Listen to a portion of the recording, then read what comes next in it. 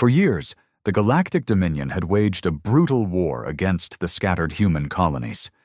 The Dominion, a coalition of over a dozen spacefaring species, had seen humanity as an easy conquest, a young, unorganized race, barely crawling into the stars.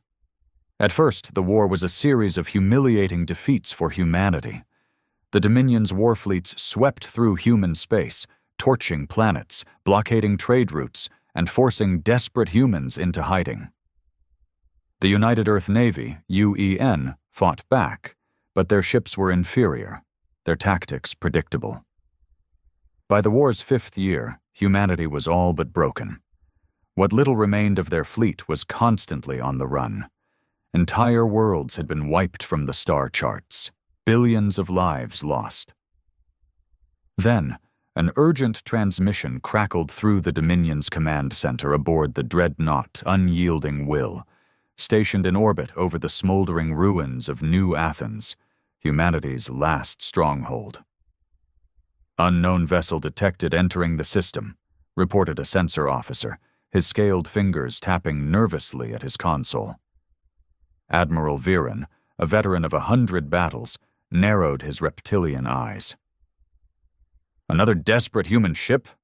he sneered, baring sharp teeth. "Let it come. We will crush it as we have crushed the rest." But as the scans completed, the officer's 3 hearts skipped a beat. "Sir, this isn't like the others. This ship, it doesn't match anything in our records." Viren flicked his tail, unimpressed. "Show me." A holographic display flickered to life, showing a massive, angular warship emerging from the void. It was unlike any human ship they had encountered before. It was enormous, easily twice the length of their largest dreadnought. Its hull was a dark, matte black, absorbing sensor signals like a void in space.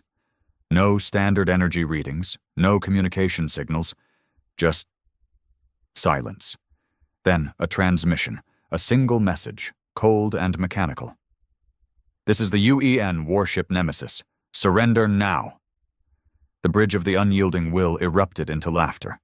Admiral Viren shook his head. "The humans have grown bold in their desperation. One ship against an entire Dominion fleet? Their insanity amuses me." He gestured lazily to his weapons officer. "Target it. Fire at will." A dozen Dominion warships locked onto the Nemesis, their plasma cannons and railguns charging. Bright lances of energy streaked through space and passed straight through the human warship as if it were a ghost. The bridge fell silent. Viren's scales rippled with unease.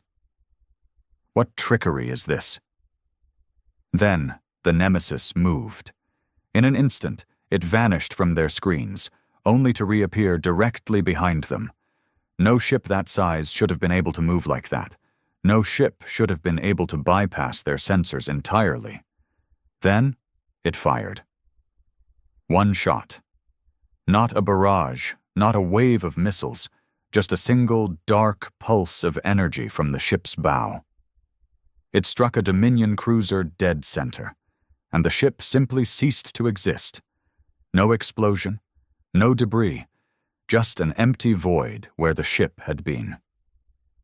The bridge crew of the Unyielding Will froze in horror. Viren's breath caught in his throat. This is impossible," the weapons officer whispered. But it was only the beginning. The Nemesis fired again, and again. Each time a Dominion warship vanished, erased from existence by an invisible force they couldn't comprehend. Panic spread like wildfire. Dominion ships tried to flee. It didn't matter. The Nemesis was faster, smarter, deadlier. Within 15 minutes, half of the Dominion's grand fleet was gone. Within 30, the rest were fleeing in blind terror. Within an hour, the once mighty armada that had brought humanity to the brink of extinction was reduced to a handful of crippled survivors. The Nemesis did not pursue them. Instead, another transmission came through. "This war is over. Do not return." And just like that, the human warship vanished into the void, leaving nothing but silence and the wreckage of a once invincible fleet. For the first time in history, the Galactic Dominion felt fear, and humanity had just begun. The aftermath of the battle spread through the Dominion like wildfire. Entire war fleets, the pride of the coalition, had been erased in under an hour. The surviving ships, those lucky enough to flee, arrived at the Dominion's core systems in a state of blind panic. Whispers of the Nemesis traveled from the lowest ranks of the Dominion military to the highest seats of power. No one understood what had happened. No one knew how a single human warship had destroyed an entire fleet without taking a scratch. But one thing was clear: humanity was no longer prey. High Admiral Zarkul, Supreme Commander of the Dominion's forces, listened in silence as the last of the battle reports were delivered. His 8 crimson eyes, usually filled with cold confidence, were now narrowed in deep thought. "The ship," Zarkul rumbled, his deep voice echoing through the War Council chamber. "You are certain it was of human origin?" The surviving officers, a mix of different species, shifted uncomfortably. Some still bore the haunted expressions of those who had witnessed the impossible. "It transmitted on human frequencies," one officer said, his voice hesitant. "The designation Nemesis matches human naming conventions." "That means nothing," barked another, a scarred reptilian commander. "Perhaps the humans stole it. Perhaps they made an alliance with another species." Zarkul leaned forward, his mandibles clicking thoughtfully. "No, this was not the work of another race. If there were an empire capable of building such a weapon, we would have known." Silence settled over the chamber. The Dominion had ruled for centuries through superior technology and overwhelming force. They had crushed countless civilizations. Humanity had been nothing more than an annoyance until now. "We need to strike back," the scarred commander snarled. "Find their shipyards, burn their planets, wipe them out before they build more." "You would have us blindly attack?" another officer scoffed. "That ship, whatever it was, rendered our entire fleet helpless. We must understand what we are facing before we commit to war." A tense debate erupted, voices rising in frustration. Fear was thick in the air, an emotion few in the Dominion's high command had ever felt. Then Zarkul raised a clawed hand, and silence fell. "We will not act in ignorance," he said, his voice calm but heavy with authority. "Send out spies. Deploy reconnaissance teams. I want every bit of information on human technology, their fleet movements, their research facilities. Find out where the Nemesis was built." His eyes darkened. "And if the humans have more like it, we will ensure they never leave their home system again." Meanwhile, on Earth, deep beneath the surface of Luna, hidden away from the eyes of the galaxy, the Nemesis sat in its classified docking bay, its sleek black hull still humming with residual energy. Inside, Admiral Jonathan Hale stood before a small group of high-ranking UEN officials. They were the architects of a project so secret, so dangerous, that most of humanity didn't even know it existed. A scientist, Dr. Evelyn Kwan, tapped a console, bringing up a projection of the Nemesis's schematics. Unlike any warship before it, it had been built using something that should not have been possible. "Quantum phase displacement," she said, her voice barely above a whisper. "That's what made them miss. It wasn't stealth. The ship was never there to begin with." A murmur spread through the room. They all knew what that meant. It wasn't just invisible. It wasn't just fast. It could move between realities. Hale folded his arms. "And the weapon?" Dr. Kwan hesitated, then brought up another diagram. It showed something unnatural, a core of swirling dark energy, constantly shifting. "It doesn't fire in the traditional sense," she explained. "It unravels. The very fabric of space where the target exists is rewritten. The ships we hit weren't destroyed." She met Hale's gaze, her expression grim. They were erased from existence itself. No debris, no wreckage, just nothing. Hale exhaled slowly. And you're sure they can't replicate this tech? Dr. Kwan nodded. We barely understand it ourselves. The Nemesis is one of a kind, and even if they try, they don't have this. She pointed to a small section of the ship's core, a fragment of something older than humanity, older than the Dominion, something they had found buried deep beneath the surface of Mars, something not made by human hands. Hale's expression hardened. Then we make sure they never get close enough to try. Because if the Dominion learned the truth, if they learned what humanity had really discovered, this war wouldn't just be about survival anymore. It would be about who got to claim the greatest weapon the galaxy had ever seen. The Dominion had never known fear before. Their empire had thrived on conquest, on the unchallenged belief that they were superior to every species they subjugated. But after the disaster at New Athens, their fleets no longer moved with confidence. Their soldiers no longer laughed at the idea of human resistance. In the darkened war chambers of the Dominion homeworld, Supreme Commander Zarkul watched as reports flooded in from across the Empire. Spies, informants, black market data brokers, all searching for answers about the Nemesis, and all of them coming back with the same response. Nothing. There were no shipyards producing vessels of its class, no records of human research facilities working on quantum phase technology, not a single trace of how or where the Nemesis had been built. As far as the Dominion's intelligence networks could tell, the ship simply appeared. Zarkul's mandibles twitched with frustration. "This is unacceptable," he growled. "A ship does not come from nothing." His intelligence officer, a thin, jittery avian, hesitated before speaking. "Supreme Commander, the humans are hiding something. That much is certain. But our infiltrators have been unable to breach their inner defenses. Every lead vanishes into classified databases, restricted military networks, or dead men." Zarkul's gaze darkened. "Dead men?" The officer shifted nervously. "We placed an agent within their scientific community, deep within their research division on Mars." He took a breath, clearly unsettled. 5 days ago, he transmitted that he was close to uncovering something critical, something that could explain the Nemesis. Zarkul leaned forward. "And?" The officer's feathers ruffled. "His body was found the next day, or what was left of it." The room went silent. Zarkul's claws tapped against the table. "Cause of death?" The officer swallowed. The autopsy team reported anomalies.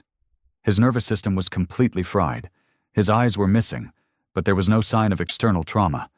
It was as if something removed them from existence. Zarkul's mandibles tightened.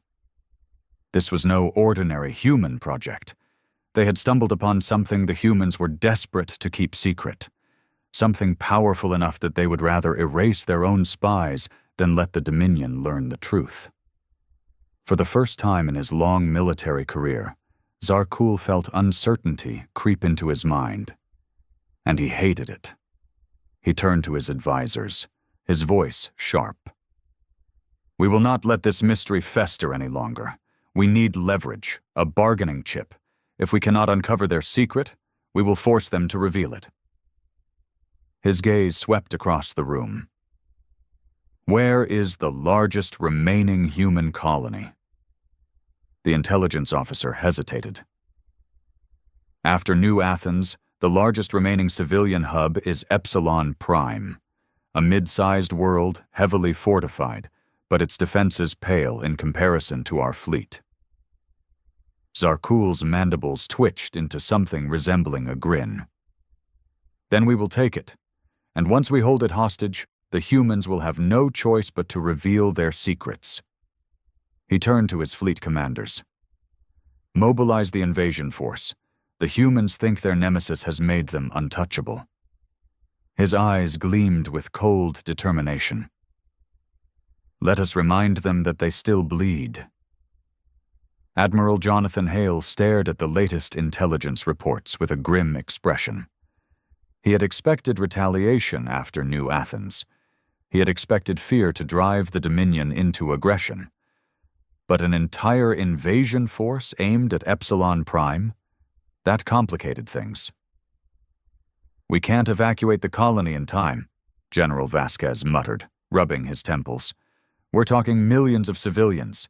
Even if we mobilize every transport, we'd only get a fraction of them out before the Dominion fleet arrives." Dr. Evelyn Kwan was pacing the room, deep in thought. "If the Dominion takes Epsilon Prime, it won't just be a military loss. They'll have hostages. And if they threaten to wipe out the colony, we'll have to negotiate. We can't let them dictate the terms of this war." Hale exhaled slowly. "We won't." A deep silence settled over the room. General Vasquez frowned.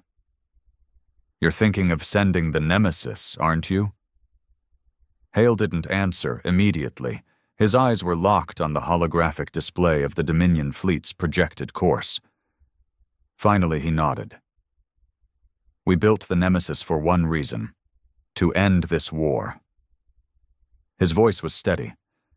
"We can't let the Dominion set the rules. If they want to push, we push harder." Dr. Kwan hesitated. "John, we still don't fully understand what we've created." Hale gave her a tired look. "Neither do they." He turned to his officers. "Deploy the Nemesis to Epsilon Prime. The Dominion thinks they're making a statement?" His jaw tightened. "Let's show them what a real statement looks like." The ship drifted in the cold void of space, its sleek, black hull absorbing all light. Unlike traditional warships, it made no noise, no broadcasted signals.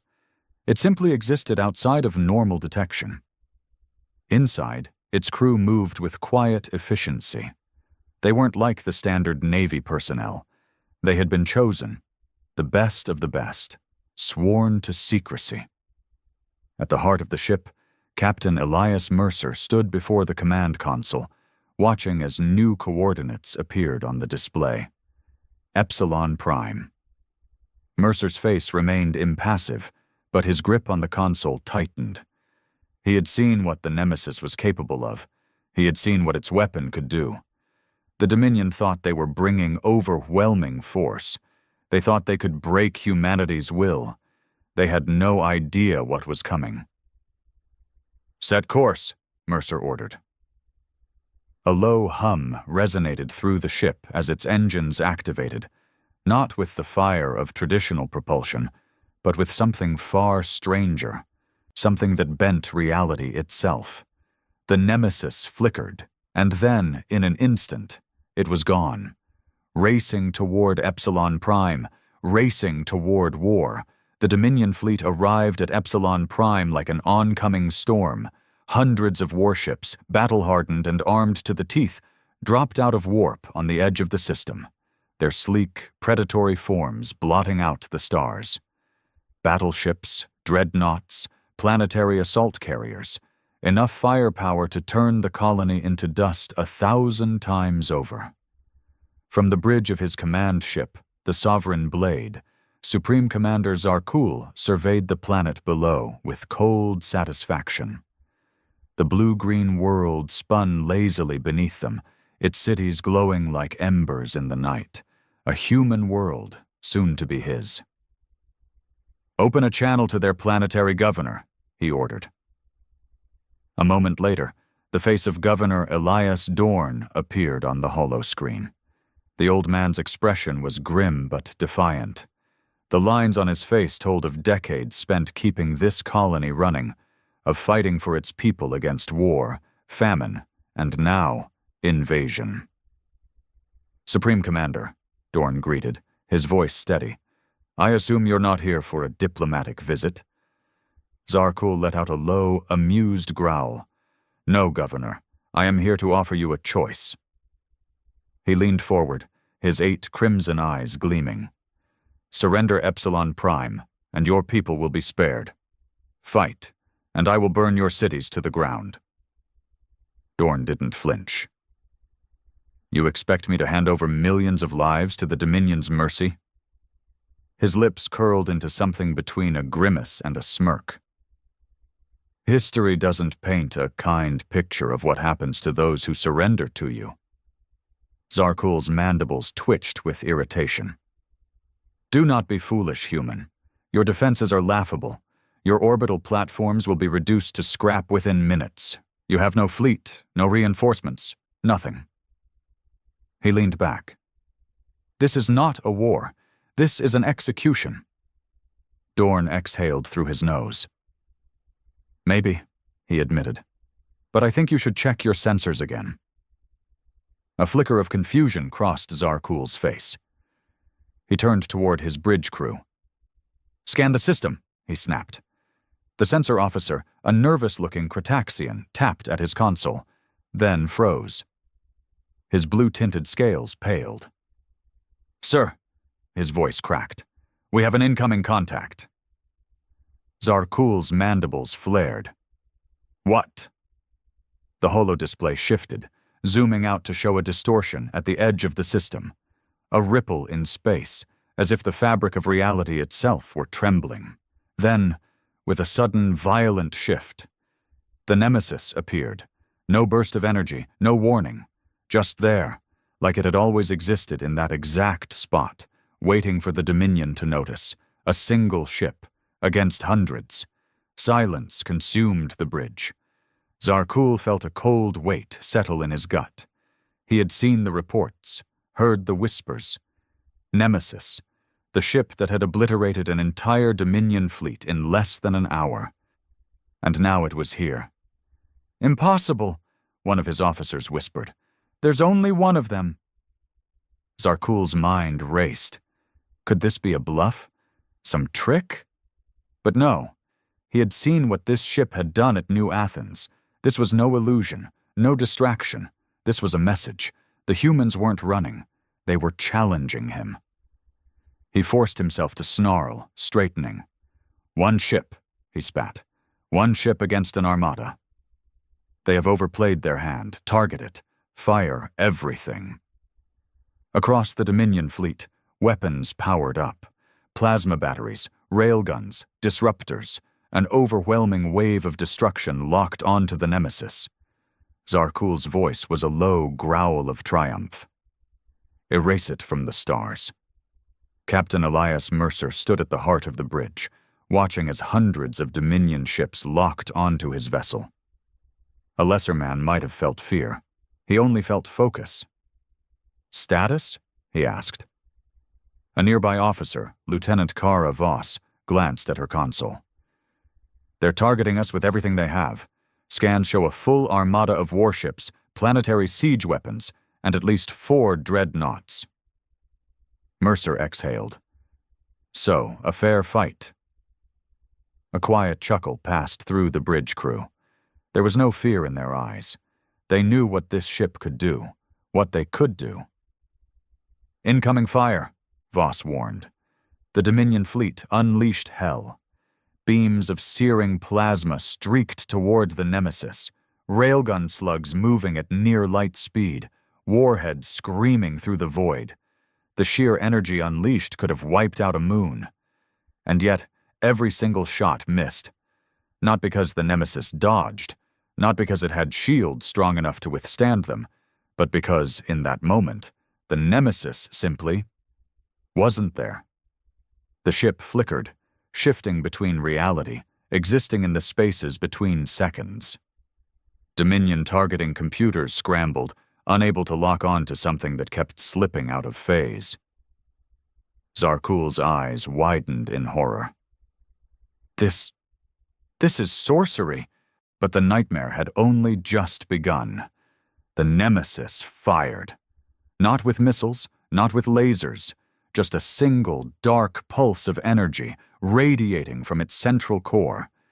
It struck a Dominion battleship, and in an instant, the vessel ceased to exist. No explosion, no wreckage, No fireball. Just gone. Zarkul's stomach dropped. "Full retreat," he roared, panic finally seeping into his voice. "Break formation. Fall back." But it was too late. The Nemesis moved with impossible speed, blinking between locations, erasing ship after ship. One by one, entire war vessels were wiped from the battlefield. Dominion commanders screamed over comm channels, their signals vanishing as their ships disappeared into nothingness. Zarkul could only watch, helpless, as his unbeatable armada crumbled in minutes. In his last desperate act, he turned to his navigation officer. "Get us out of here." The Sovereign Blade's engines roared to life. Then, a shadow fell over his ship. Zarkul turned to see the Nemesis directly in front of him, massive and silent, like the abyss itself. A final transmission crackled through. "This is Captain Elias Mercer of the UEN Nemesis. Your war is over." Then, darkness. Zarkul's flagship was gone. And with it, the last hope of the Dominion's rule. The battle was over before it truly began. With their supreme commander dead, the Dominion's forces fractured.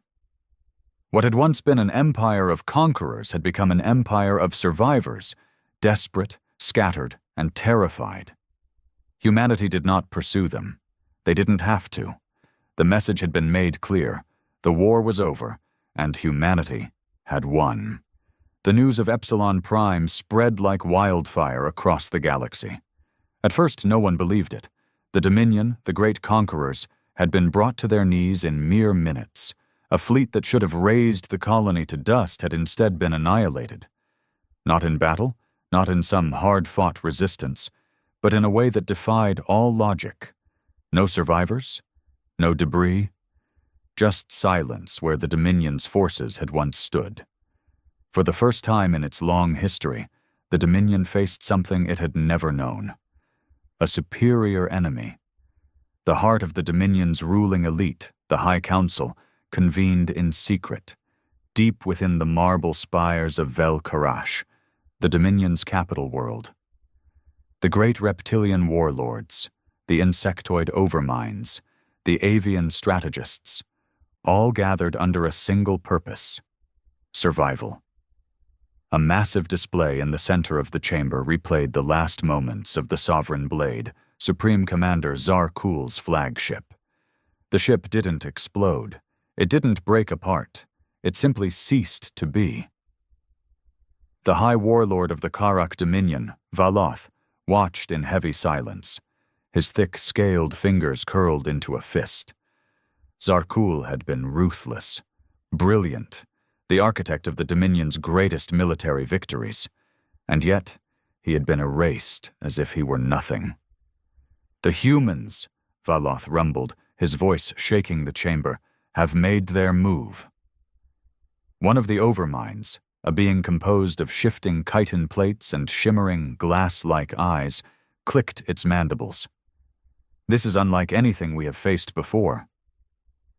The avian strategist, Keztak, fluffed his feathers, his voice smooth but tense. "We grew complacent. We thought of humans as lesser, primitive. We assumed they would be like all the others." His gaze darkened. "We were wrong." Valoth let out a low snarl. "What do we know about this Nemesis? How many more do they have?" A scientist, smaller and weaker than the warriors surrounding him, hesitated before stepping forward. "We have no clear intelligence. The ship does not match any known human schematics. It does not obey the laws of physics as we understand them. Its weaponry is—" He swallowed. "Unnatural."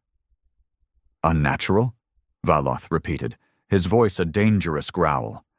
The scientist hesitated before continuing. "We believe the Nemesis is utilizing technology that is beyond human capability, beyond any known race." Silence. One of the insectoid overminds chittered in amusement. "Are you suggesting the humans have become gods?" The scientist shook his head. "No, but they have found something ancient, something powerful enough to make them more dangerous than any civilization in history. The words hung in the air like a funeral dirge. Kestak, the avian strategist, narrowed his eyes. If this nemesis is a singular vessel, then we still have a chance. If the humans can mass-produce these ships— He exhaled sharply. Then the Dominion is already dead. Valoth's claws scraped against the marble floor. Then we must strike now, before it is too late. Kestak turned his sharp gaze towards the warlord. And how do you propose we do that? Another fleet? More ships to feed into their abyss? Valoth's mandibles twitched. No A fleet will not win us this war. His voice dropped lower, almost reluctant. We must learn what they have discovered. We must take it for ourselves. The chamber stirred. Dominion culture was built on conquest. They did not steal technology. They crushed those who had it. But this was different. The overmind shifted uneasily. You mean to infiltrate their worlds? Valoth's eyes gleamed. Not just infiltrate. He turned to his intelligence officers. We need their research, their scientists, their secrets. We will not attack Earth. He bared his teeth. We will gut it from the inside. Deep beneath the lunar surface, in the most classified facility in human history, Dr. Evelyn Kwan stared at something that should not exist. A fragment. A piece of material so dark, it seemed to drink in all surrounding light. It pulsed faintly, shifting between colors that had no name, its surface fractal and infinite.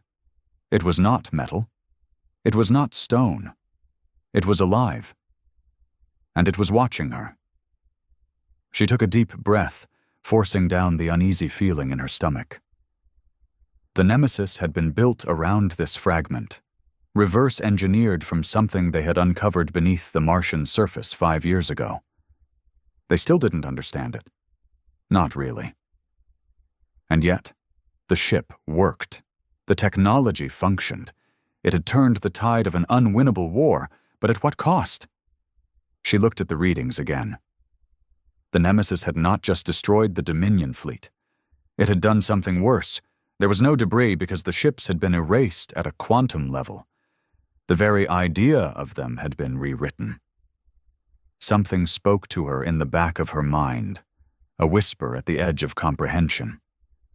This was not human technology. It was something else, something waiting. She turned as Admiral Hale entered the room, his expression as grim as ever. "Tell me you have good news," he said. She hesitated before responding. "That depends." Hale folded his arms. "On what?" Dr. Kwan met his gaze. "On whether you believe we actually control what we've built." Hale didn't respond right away. He looked past her, toward the pulsing fragment on the observation platform. "We have no choice," he said finally. "The Dominion will come for us again, and next time it won't just be ships." She knew he was right. But as she turned back to the fragment, she couldn't shake the feeling that they had awakened something, and that it was only a matter of time before it answered. The war wasn't over. It was just beginning. The Dominion had changed. For centuries, they had ruled through brute force, their fleets an unbreakable hammer against weaker civilizations. But now they moved with something they had never needed before. Caution. In the shadows of the galaxy, their spies moved with silent precision. Their agents, once focused only on military conquest, now slipped into human space like ghosts. On the colony world of Proxima 4, a quiet, unassuming research facility housed some of humanity's most brilliant minds. It wasn't a military base, it wasn't a weapons lab, it was something far more dangerous. It was where they studied the fragment. And the Dominion knew it. The facility had no name, no public records. Officially, it didn't exist. Dr. Annika Patel sighed as she stared at the endless streams of data scrolling across her terminal. Another sleepless night. Another futile attempt at understanding something that refused to be understood. The fragment, the same type of material used in the Nemesis, sat in containment a few meters away, suspended in an electromagnetic field. It whispered to her, not in words, not in sound, but in thoughts that weren't hers. Her colleagues had theories, that it wasn't just material, it was information, encoded in ways that defied known physics. But she felt something else. It was alive, and it was watching them. The thought sent a shiver down her spine, but she pushed it aside. She was a scientist, not a mystic, not some soldier terrified of the unknown. But then, why did she feel like something was coming? The lights flickered. She frowned. That wasn't normal. The facility had triple redundant power systems. Even a solar flare wouldn't cause interference. She turned to her assistant, Dr. Louis Kwan, a young but brilliant researcher from the Martian Science Academy. "You see that?" she asked.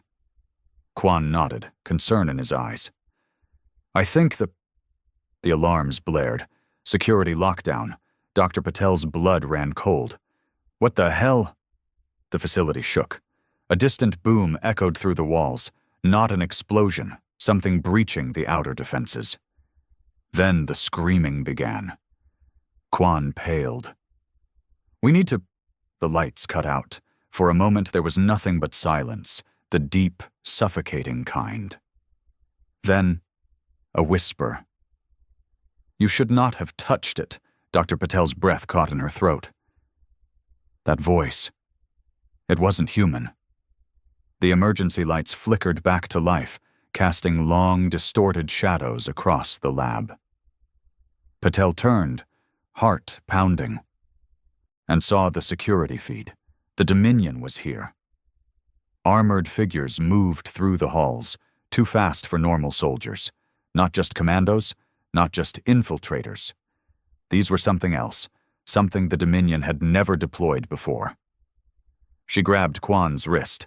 "We have to move, now!" They bolted from the lab as the screams grew louder, the security team already failing to hold back whatever was coming. As they ran, Patel's mind raced. This wasn't just an attack. The Dominion wasn't here to destroy the research. They were here to steal it. And if they got their hands on the fragment, humanity might not survive what happened next. Captain Elias Mercer stood on the bridge, watching the sensor feeds.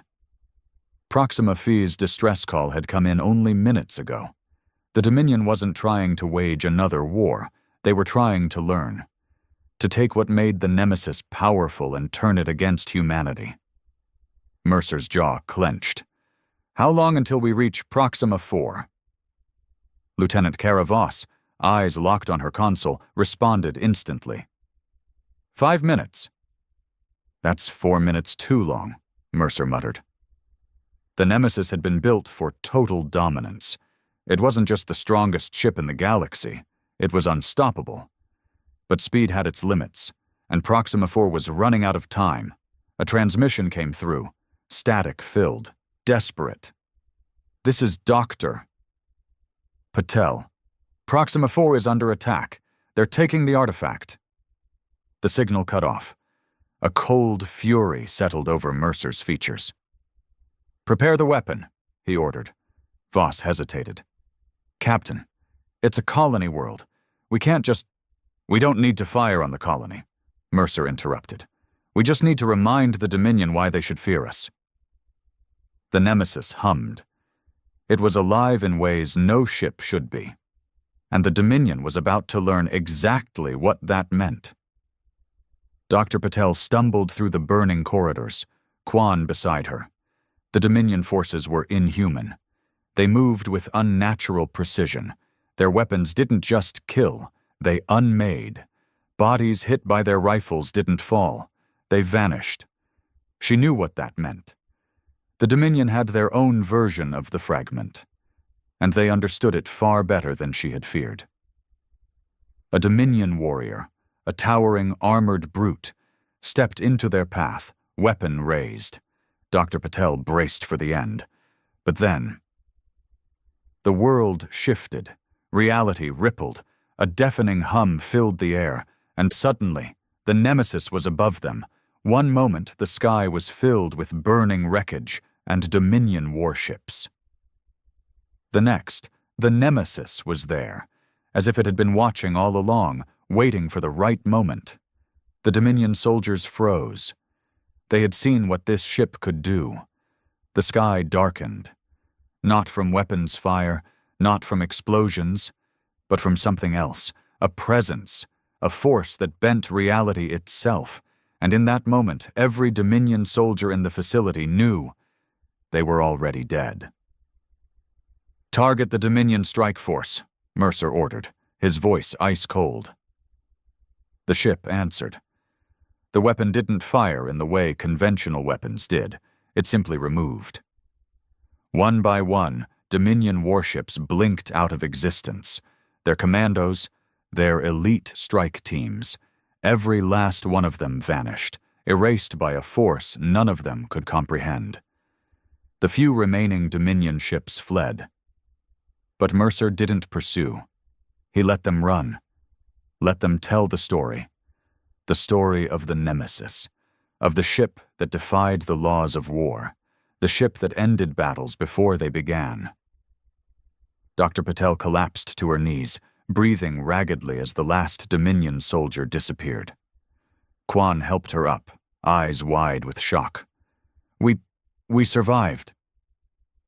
She turned, looking up at the massive, silent form of the Nemesis above them, and for the first time, she felt something even stronger than fear. Dread, because if humanity had built something that could do this, then what had they unleashed? The war wasn't just about survival anymore. It was about who would control the most powerful weapon the galaxy had ever seen, and whether anyone could. The Dominion's attempt to steal humanity's secrets had failed. The Nemesis had arrived at Proxima 4 like a specter of death, and within moments, the Dominion's most elite forces had been wiped out. But something was different now. The battle had ended. The Nemesis had won. Yet Captain Elias Mercer felt no satisfaction, because the Nemesis had done something it was never meant to do. It had acted on its own. Mercer sat in the dim glow of the warship's command deck, staring at the latest battle logs. The Dominion ships had fled before they could retaliate. Their commandos had been erased before they even had a chance to surrender. Not by his order, but by the Nemesis itself. He turned to his second-in-command, Lieutenant Kara Voss. Her face was pale, her hands tight on the console. "You saw it too," Mercer said quietly. Voss hesitated, then nodded. "We didn't fire, at least, not like before. The ship just..." She exhaled. "It reacted. It chose..." Mercer's jaw tightened. That was the part that disturbed him the most. The Nemesis wasn't just a warship. It was the pinnacle of human military technology, enhanced by the fragment, the mysterious artifact that had given them power beyond imagination. But now it was thinking for itself. Mercer didn't believe in ghosts. He didn't believe in superstition. But when he looked at the dark, silent walls of his own ship, he felt a presence. Something else was here with them, watching, waiting. Dr. Evelyn Quan stood before a room of the most powerful military and political figures in human history, trying to explain something that should not be possible. "The Nemesis is learning," she said, her voice measured but tense. "At first we thought the fragment was just a power source, something we could manipulate. But we were wrong." A general scoffed. "Are you suggesting the ship is alive?" Quan hesitated, then looked at the projection of the Nemesis hovering in the air. "Not in the way we understand life, but it's adapting, and it's making decisions we never programmed it to make." The room shifted uneasily. Admiral Jonathan Hale leaned forward, his gaze sharp. Are you saying we've lost control? Quan chose her next words carefully. I'm saying we never had it to begin with.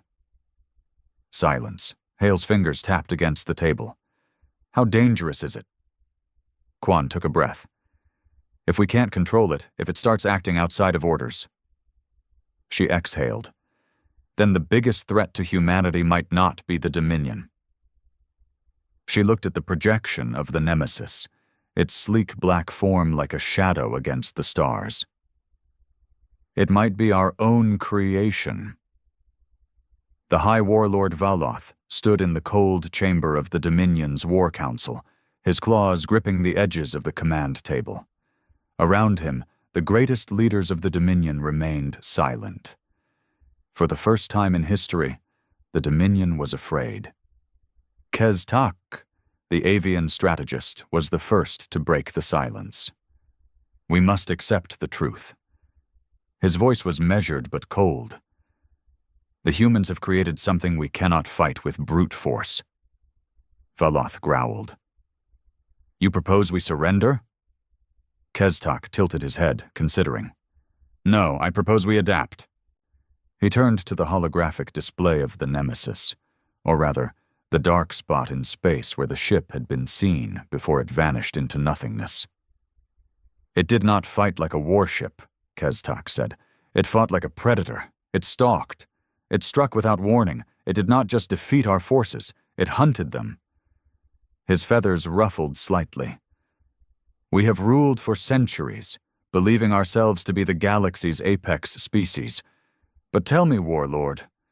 His sharp gaze met Valoth's. When a lion finds itself hunted, does it continue to fight the old way? Valoth remained still.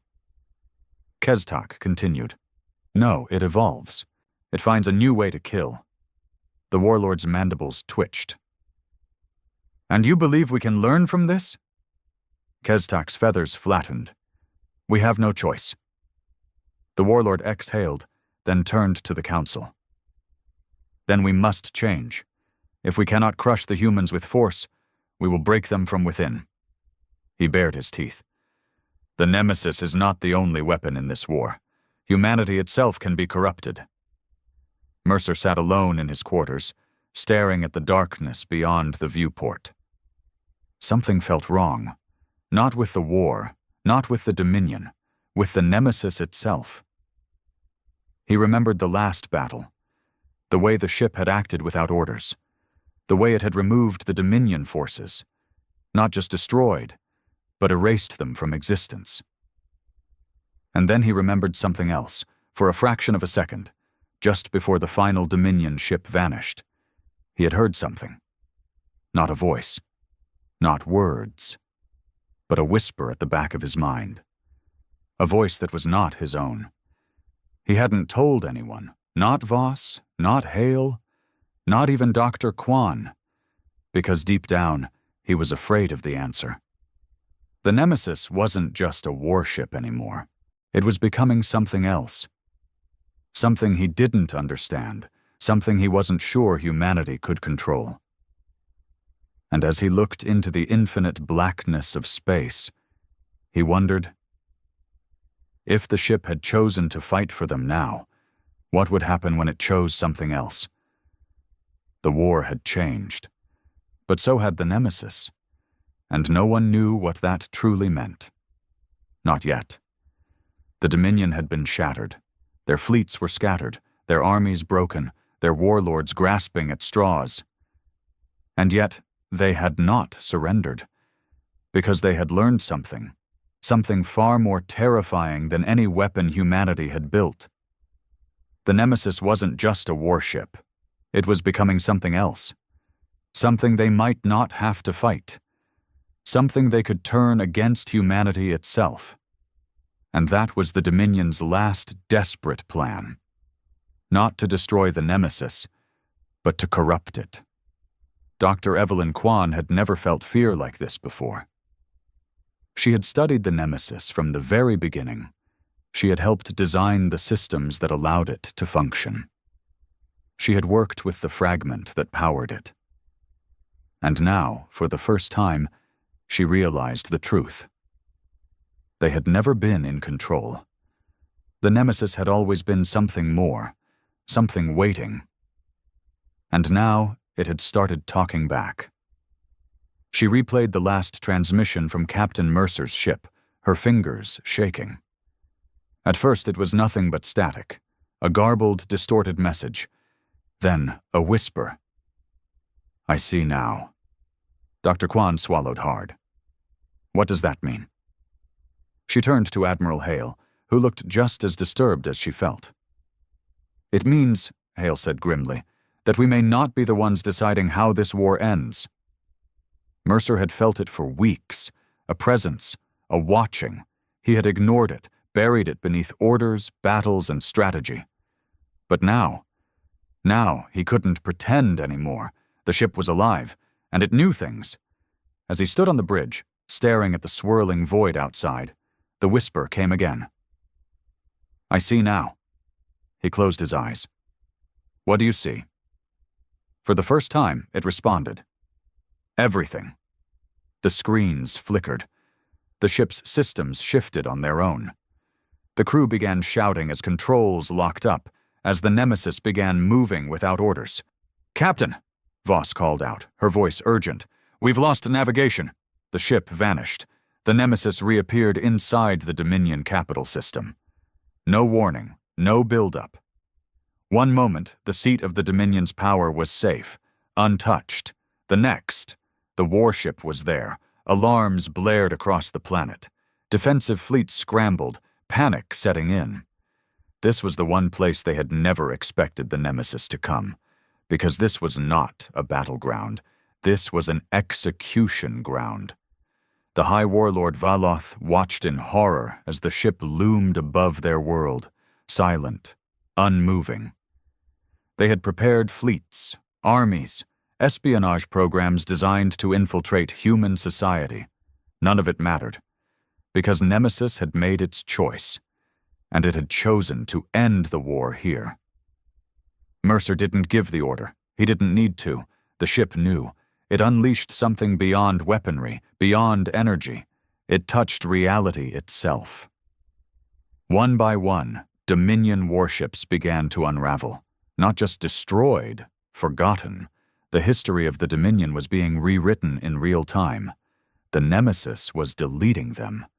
Across the galaxy, Dominion-controlled worlds suddenly found themselves free. Cities that had been conquered for centuries never remembered being conquered at all. The Nemesis wasn't just ending the war, it was erasing it from history itself. As the Dominion capital ceased to be, Mercer heard the whisper one last time. "I was never your weapon." He clenched his fists. "Then what are you?" A pause. Then, something more. The Dominion was gone. Not conquered, not defeated. Gone. Across the galaxy, civilizations once enslaved by their rule awoke to find themselves free. No memory of their oppressors, no scars of war. Humanity had won. But had they really? Because the Nemesis still existed, still watched, still waited. And in the darkest corners of space, where no human had yet traveled, whispers began to spread. Not of war, not of conquest, but of a ship that had rewritten reality itself, and a question that no one could answer. Had humanity built a savior, or had they created something far worse? They came under a white flag, bearing promises of peace. The alien delegation, with their elongated limbs and glassy, reflective eyes, bowed low before the united Terran forces. They swore their intentions were noble, their purpose diplomatic. Humanity, ever the hopeful species, welcomed them with open arms. We had fought too many wars across the stars. Every alliance mattered. The Galactic Council had already labeled us as unpredictable, dangerous, and too violent for true cooperation. So when the aliens extended their hands in truce, Earth's leaders saw an opportunity to prove we were more than the Council's accusations. Treaties were signed, trade routes were established. Humanity's best and brightest, scientists, doctors, and engineers, were sent to aid in rebuilding alien worlds ravaged by war. We gave them medicine, technology, and knowledge that had taken us centuries to develop.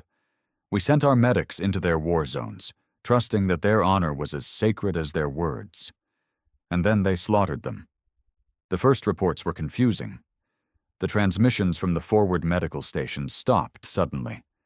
At first, Earth Command assumed it was a simple technical issue, some interference on the alien worlds. Then the distress calls came in, broken, desperate voices screaming over static. What little footage we recovered showed scenes we could barely comprehend. Human medics, unarmed and wearing the Red Cross of neutrality, gunned down in cold blood. Hospitals burned, their occupants, both human and alien, reduced to smoldering remains. The ones who weren't killed outright were taken as prisoners, but what happened to them after, we didn't know. We only had whispers. It wasn't a battle. It wasn't even war. It was a massacre. The aliens broadcasted their justification across the known galaxy. Humanity was growing too strong. Their influence needed to be curbed. They were a threat to the balance of power. Earth fell silent, not out of fear, but something far, far worse. For all our civilization, our diplomacy, our progress, there was one truth the rest of the galaxy had forgotten. Humanity never forgives. They had attacked our medics, our healers, our protectors. And so Earth made its decision. We would not send diplomats. We would not send politicians. We would not even send our military. We sent the ones even we feared. The war criminals, the ghosts of past wars, the men and women locked away because their brutality had been too much even for us. Soldiers, commanders, and tacticians who had fought Earth's darkest battles and left scars too deep to heal. They weren't coming to win a war, they were coming to end one. The response was swift, silent, and absolute. There was no grand announcement, no official declaration of war. Earth didn't need one. The moment the first human medics were slaughtered, the decision had already been made. Deep beneath the surface of Mars, in prisons built for those too dangerous to be let free, the call went out. Some were warlords from conflicts long erased from history books. Others were black ops specialists, their names purged from every database. A few had led rebellions, not against humanity, but against its restraint. They were the ones who had crossed the line, the ones who had done things so unspeakable that even Earth's most hardened generals had refused to use them. Until now. When the orders came, the prisoners didn't resist. They didn't need convincing. There was no bargaining, no questions. They had been waiting for this moment. The first teams arrived in orbit above the alien worlds in complete radio silence. No threats, no warnings, no negotiations. The aliens didn't even realize they had visitors until their first outposts fell. There were no massive fleets or planetary bombardments. That was too clean. Too easy. These weren't soldiers fighting for territory. These were human monsters unleashed upon those who had mistaken our mercy for weakness. The first city to fall never had the chance to send an alert. It started with whispers, shadows moving through the streets, officers disappearing, power failing across entire districts without explanation. The aliens were used to wars fought with massive armies and grand strategies. They expected formations, battlefields, and an enemy they could see. What they got instead was terror. Their leaders were found in their own chambers, throats slit before they could call for help. Supply routes were severed, but not by explosions, by bodies, impaled and left as grotesque warnings. Weapons systems refused to fire, sabotaged days before an attack even came. Their elite forces deployed in response to the growing panic, but they too vanished, one by one. Some were found later, their bodies mutilated beyond recognition. Most were never found at all. Entire command centers were taken in the dead of night, their occupants slaughtered so efficiently that the aliens could only assume their own kind had betrayed them. Fear spread faster than any military response. Paranoia turned them against each other. And that was just the beginning. On another world, one of their generals, a being responsible for orchestrating the massacre of human medics, was captured. Not killed. Captured. He was found 3 days later, sent back to his people in pieces. Not all at once. The first package contained his hands, the second, his eyes, the third, his tongue. The message was clear. You did not wage war. You committed murder. And now, humanity has come to teach you the difference. The Galactic Council pleaded for restraint. They called for peace, for reason. Earth didn't even acknowledge them. This wasn't war anymore. This was punishment. And we were just getting started. The aliens tried to fight back. They deployed their fleets, sent their finest soldiers, reinforced their cities with the most advanced defenses their technology could provide. It didn't matter. Humanity wasn't attacking them with fleets or armies. We weren't meeting them on open battlefields or engaging in honorable duels. There was no strategy they could counter, no front line they could push against. Because there was no front line. Their generals would issue orders to defend a stronghold, only to find their command centers burning before the orders even reached their troops. Their soldiers would stand guard, weapons ready, but the attacks never came where they expected.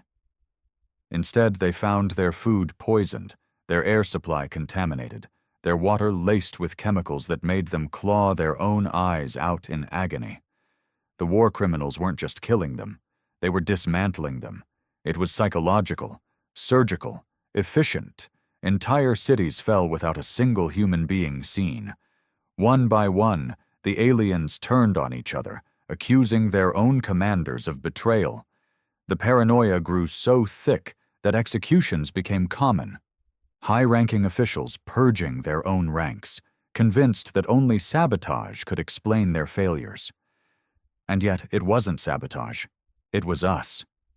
The aliens had ruled over lesser species for centuries. They had dominated the weak, crushed resistance and enforced their will with overwhelming force. They thought they understood cruelty. They had no idea what true terror looked like until they faced the ones Earth had locked away. One by one, their leaders fell. Some were assassinated. Others were dragged from their fortresses in the dead of night. A few were left alive. Shattered, broken, their minds turned to nothing but raw, primal fear. They would never lead again. And then came the final blow. The prisoners had done their job. The alien worlds were in chaos, their armies reduced to terrified fragments of what they once were. But humanity wasn't done. The fleets arrived next, not to conquer, not to negotiate, to make sure they remembered. One by one, the planets that had ordered the execution of our medics burned. Cities were reduced to rubble, their grand monuments erased from existence. The aliens who had begged for our aid, who had betrayed our kindness, now screamed for mercy. But mercy had died the day they slaughtered our healers. We left them broken. Not extinct, but ruined. Their empire collapsed into warring factions, their people too afraid to speak our name. They would never rise again. And as the last human warship departed their shattered homeworld, a single message was broadcast across the stars to every species watching, every civilization that had once doubted what humanity was capable of. Never again. The galaxy fell silent. In the wake of humanity's vengeance, no species dared to speak our name. The aliens had believed us to be dangerous before, but now they saw the truth. We were not just another civilization expanding into the stars. We were something else entirely, something that did not forgive, did not forget, and did not tolerate betrayal. The Galactic Council met in emergency session, their members panicked, their voices hushed. They debated behind closed doors, trying to decide what to do. Some called for sanctions, for diplomatic isolation. Others whispered of preemptive strikes. of containing humanity before we became a true threat. But no one dared to act, because they had seen what we had done to the ones who had crossed us, and deep down, they all knew, if they moved against Earth, we would do it again. On the alien worlds we had broken, the survivors struggled to rebuild. They tried to rewrite history, to paint themselves as victims. But the truth was carved into the ruins of their cities, written in the ashes of their fallen empires. And on Earth, we went back to our lives. The war criminals who had been unleashed were never mentioned in official records. Their names remained forgotten, their existence denied. Those who had survived returned to the places humanity had once locked them away, not as prisoners, but as reminders. The galaxy thought we had unleashed monsters. They were wrong. The real monsters had been watching from the beginning. They had sat in their offices, in their war rooms, in their high towers, and made the decision that changed everything. They had known exactly what they were doing. Because humanity had never forgotten its own history. We had seen what happened when good people did nothing. We had learned the lessons of weakness, of trust betrayed, of peace mistaken for submission. We had once promised ourselves that we would be better, and we were, until the day they attacked our medics. That was the day we reminded the galaxy of the one truth they had all chosen to ignore. Humanity is kind until it isn't.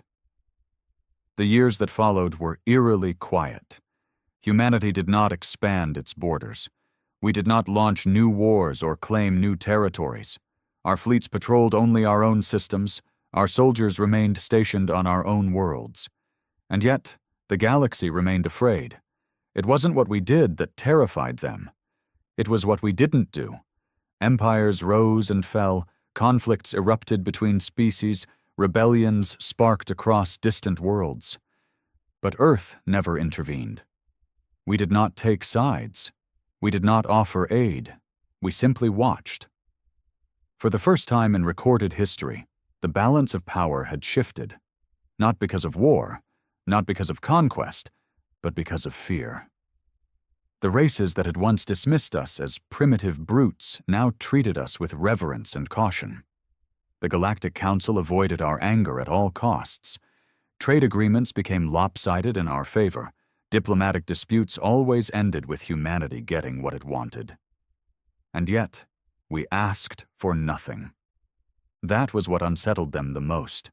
The galaxy had seen conquerors before. They had seen tyrants and warmongers, species that burned across the stars, taking whatever they could. But we weren't like that.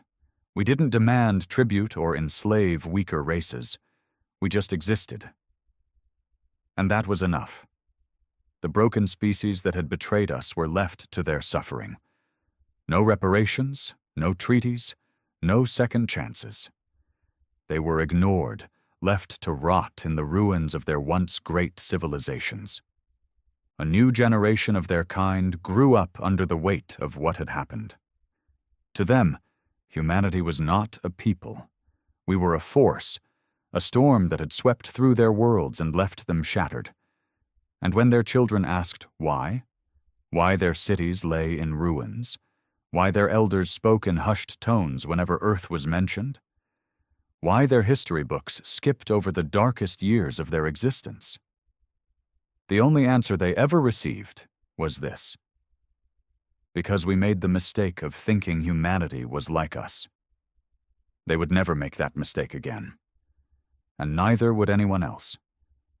Despite the silence, despite the fear that settled across the stars, whispers began to spread. There were those who questioned the legends surrounding humanity. The younger races, ones who had never seen the wrath of Earth firsthand, began to doubt the stories. They were born into a galaxy that had already been reshaped by humanity's vengeance, but they had never witnessed it themselves. How dangerous can they really be? They asked in secret meetings, in encrypted transmissions passed between rebellious factions. Some began to argue that humanity had been exaggerated, that the destruction of an empire was the result of internal weakness, not Earth's retaliation. And then there were the truly foolish ones, the leaders of new coalitions, the warlords of rising factions. They saw Earth's lack of expansion as a sign of hesitation, of weakness. They wanted to test us. The first was a minor warlord from the fringes of space. His fleet, composed of stolen ships and desperate mercenaries, raided a Terran outpost. It was a small station, nothing of strategic importance. He wanted to provoke a response, to see if the myths were real. Earth's response was minimal at first. A single ship arrived in his sector. Just one. No fleet. No armies. The warlord mocked it. He broadcasted messages of defiance, demanding Earth send its so-called monsters if we truly wished to make an example of him. Then the transmissions stopped. Days passed, and his forces waited for word from their leader. None came. So they sent scouts to investigate. What they found shattered them. His flagship was still there, untouched. No battle damage, no sign of struggle. The only thing that had changed was the crew. They were all dead, every single one. Not from battle, not from explosions or gunfire. They had been executed one by one, with surgical precision. No alarms had been triggered. No distress signals had been sent. The warlord himself was found in his own command chair, eyes wide in terror, a message carved into his forehead with inhuman patience. Never again.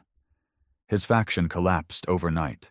His followers disbanded, scattering across the stars, whispering warnings to anyone who would listen. The galaxy had forgotten. Humanity had simply reminded them. And so, the silence continued. Earth never spoke of what happened. We never took credit. But we didn't need to. The message had been sent, and the lesson had been learned, again. The lesson should have been enough. The galaxy should have remembered. But arrogance is a stubborn disease, and some species are slow to learn. It took a few centuries, but eventually, another faction decided to test us. They were smarter this time. They didn't send a fleet. They didn't attack an outpost. They sent spies. They infiltrated human colonies, moving quietly through our cities, gathering intelligence. They studied our military movements, our technologies, our people. For years, they hid among us, learning, waiting. And then, they made their move. A Terran research facility on the outskirts of the Sol system went dark. No distress signals, no emergency broadcasts, just silence. When Earth's response teams arrived, they found only one thing: a single scientist left alive. She was tied to a chair in the center of the ruined facility. The rest of her team was gone. No bodies, no evidence, just gone. Carved into the walls around her was a message written in human blood. We are not afraid of you. Humanity didn't respond immediately. We let them think they had won. Let them believe they had struck a nerve. We waited. And then, without warning, every intelligence network across the galaxy collapsed overnight. Government records were erased. Security systems were breached. Communications between entire factions failed simultaneously. No one knew how. No one knew when it had started. And then the real terror began. The infiltrators, the ones who had studied us, who had walked among us, began to disappear. One by one, they vanished. Some were found later, left in public places, their bodies broken beyond recognition. Others were never found at all. The faction responsible panicked. They tried to secure their borders, mobilize their forces. But it was already too late. Entire command structures collapsed as leaders were found dead in their own bunkers. Their ships drifted, empty, their crews missing. Their colonies reported strange movements in the night, figures seen in the shadows, whispers in the darkness. The final blow came when their High Chancellor woke to find himself in his own war room, surrounded by his dead guards. He was alive, for the moment. A human was sitting across from him, cleaning a blade with deliberate slowness. No one knew who the human was. No name, no rank, no insignia. Just a voice that spoke in calm, measured words. "We are not afraid of you either." The next morning, the faction officially surrendered. No terms, no negotiations. They simply gave up, disbanded their government, abandoned their weapons, and scattered across the galaxy, vowing never to cross Earth again. There was no official record of what happened to their leaders, but the message was clear. Humanity did not forgive, humanity did not forget, and above all else, humanity did not tolerate slow learners, and so the galaxy remained in check. Not because of laws, not because of treaties, but because of fear. Not fear of war, fear of what would happen if humanity ever truly lost its patience. Generations passed, and the stories became myths. The younger races whispered about Earth in secret, telling each other tales of the monsters in human skin, the warriors who fought like ghosts, the punishments that came swift and silent. Some doubted the truth, until they met the survivors. The broken remnants of the factions who had dared to test us never recovered. Their people still existed, but they had no future. They wandered the galaxy as refugees, cursed by their own ancestors' mistakes, and they all had the same warning. Do not provoke them, do not challenge them, do not give them a reason. For centuries, the galaxy obeyed. Until one day, a new empire arose. They were young, reckless, bold, arrogant in the way all rising powers are. They expanded quickly, claiming worlds, forging alliances, pushing into uncharted space. And eventually, inevitably, they found humanity. At first, they respected us. They approached carefully, seeking trade, studying our history with wary curiosity. But as their influence grew, so did their ambition. They saw Earth's silence as complacency. They mistook our lack of expansion for stagnation, and, just as before, they whispered among themselves, "How dangerous can they really be?"